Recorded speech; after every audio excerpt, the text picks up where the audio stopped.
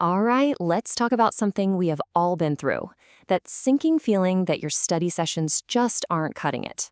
You put in the hours, you do the work, but the information just doesn't stick. Well, guess what? It turns out there's a much better way. We're about to dive into the science of learning to figure out how you can finally make all that hard work actually count. It is so frustrating, isn't it? You pour over your notes, you highlight everything in sight, you feel pretty good about it, and then boom, test day comes and your mind just goes completely blank. But here's the good news. The problem probably isn't you. It's the method you're using. So what's the deal here? What's the culprit behind all this disappearing knowledge? Well, it's not about a lack of effort. It's actually a fundamental feature of how our brains are wired. And to really get how to learn better, we need to understand the nature of how we forget in the first place. Meet the villain of our story, the forgetting curve. Basically, it shows that our memory for new stuff fades away incredibly fast. Without a deliberate effort to hang on to it, a huge chunk of what we learn just, poof, it vanishes, sometimes within just a few days or even hours. Our brains are basically designed to let go of information they don't think is absolutely critical. And that's the real kicker here. Fighting this forgetting curve isn't about more brute force. It's not about pulling more all-nighters. It's all about being strategic. It's about shifting from just passively letting information wash over you to actively signaling to your brain, hey, pay attention. This stuff is important. Keep it. So how exactly do we fight back? Well, the answer lies in the science of remembering. Let's dig into the huge difference between what most of us do when we study and what all the research shows actually works. Okay, this right here, this is the game changer. On one side, you've got passive review, rereading notes, highlighting things. It feels productive, but it's really just recognizing information. It's like looking at a map and saying, oh yeah, I know that city's name. But on the other side, you have active recall. This is where you force your brain to pull information out of thin air. That's like drawing the map from memory. That struggle, that's what builds strong, lasting memories. And why does that struggle work so darn well? It comes down to this cool principle called desirable difficulty. Just think of it like a workout for your brain, right? You don't build muscle by lifting a super light, easy weight. You need something that challenges you, something that's tough, but doable. Active recall is that perfect challenge. It forces your brain's memory muscles to work, and that's what makes them grow stronger.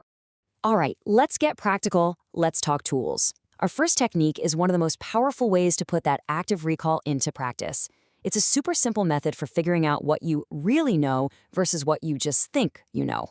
So this is the Feynman technique, named after the famous physicist Richard Feynman. And it is so effective because it's just so simple. When you try to explain a big, complex idea using only simple words, there's nowhere to hide. You can't use fancy jargon to cover up what you don't get. You immediately find the spots where your explanation starts to fall apart. It's basically a self-diagnostic for your brain. This little cycle is the engine of deep learning.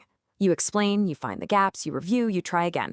And every single time you go through that loop, your understanding gets sharper and stronger. And the best part is, this works for absolutely anything, from complicated physics to abstract philosophy. Okay, so if the Feynman technique helps you get the knowledge in there deeply, our next technique is all about making sure it stays there for the long haul. This is the direct antidote to that pesky forgetting curve we met earlier. This is spaced repetition, and the idea is just brilliant in its simplicity.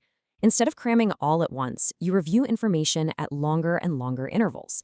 You look at a concept again just as you're about to forget it. That strategic timing basically hacks the forgetting curve. You strengthen the memory each time, making it way more likely to stick around for good. And the results? They're honestly astonishing. Research on what's called the spacing effect shows it can boost long-term retention by up to 170%. I mean, let that sink in. That's not a small improvement. That's a complete revolution in how efficiently we can learn. And the science on this is crystal clear. As researcher Sean Kang put it, spacing out your practice is just fundamentally more effective. So the message is simple. It's time to say goodbye to the all-night cram session. It just doesn't work. Our final technique is all about seeing the big picture. Because look, true mastery isn't just knowing a bunch of individual facts. It's about understanding how all those facts connect and relate to each other to form one big, coherent idea. And that's where something called concept mapping comes in. It's a way to visually build that big picture. By literally drawing out the links between different ideas, you force your brain to think about the structure of a subject. You're not just memorizing random bits, you're building a complete mental model from the ground up. And look, this can start out super simple. I mean, you can just grab a whiteboard or a napkin, put the main idea in the middle, and just start branching out, drawing lines to show how everything connects. It's an amazing way to just get your thoughts organized. But what's really cool is how this technique can scale up to handle incredibly complex subjects. A really detailed concept map can lay out an entire field of study, showing how every single principle and theory fits together. This, right here, this is what deep, structured understanding actually looks like. Okay, let's bring it all home. We've looked at the problem. Our brains are basically built to forget things. And now we've explored 3 powerful, science-backed solutions. This really is about a huge shift in how we approach learning itself. So these are the old habits we've got to leave behind. Stop just passively rereading. Start actively trying to remember. Stop cramming, start spacing out your study sessions, and, oh, this is a big one. When you can't remember something, fight that urge to immediately Google it. Try to pull it out of your own brain first. That little bit of struggle is the workout that builds real memory. Look, if you remember just one thing from all of this, please make it this. Learning is not a passive act of just consuming information.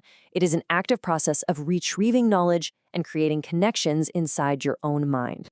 So I'll leave you with a challenge. Think about the next thing you need to learn. It could be for work, for school, whatever. With these new tools in your toolkit, what's one specific thing you're going to do differently tomorrow to truly start studying smarter, not just harder?